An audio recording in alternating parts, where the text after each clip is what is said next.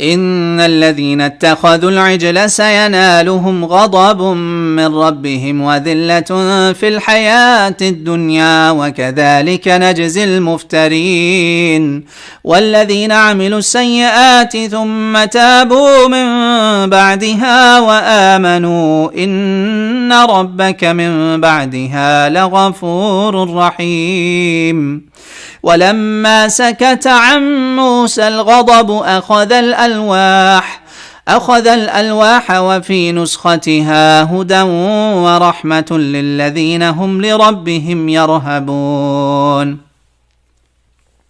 واختار موسى قومه 70 رجلا لميقاتنا فلما أخذتهم الرجفة قال رب لو شئت أهلكتهم من قبل وإياي أتهلكنا بما فعل السفهاء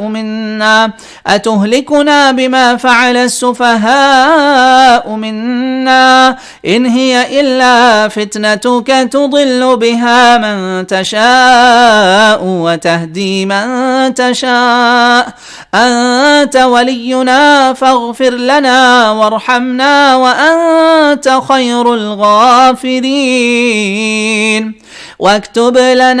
واكتب لنا في هذه الدنيا حسنة وفي الآخرة إنا هدنا إليك.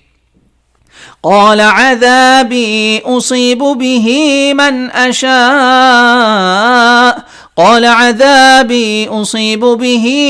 أشاء ورحمتي وسعت كل شيء فسأكتبها للذين يتقون ويؤتون الزكاة والذين هم بآياتنا يؤمنون. الذين يتبعون الرسول النبي الأمي الذي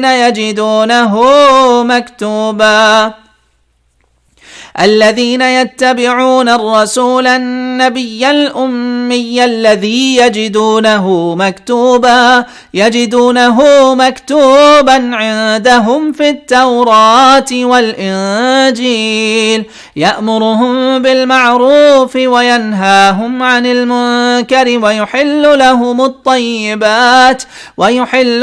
الطيبات ويحرم عليهم الخبائث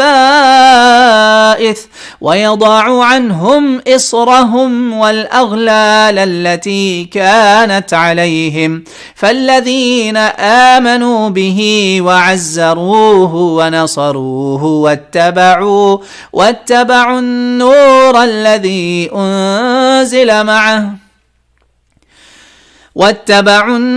الذي أنزل معه أولئك هم المفلحون. قل يا أيها الناس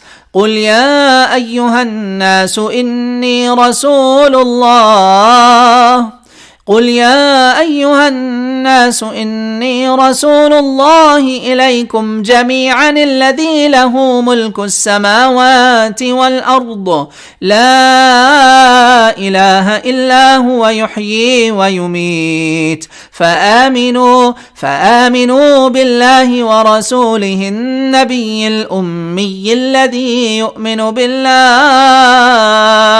يؤمن بالله وكلماته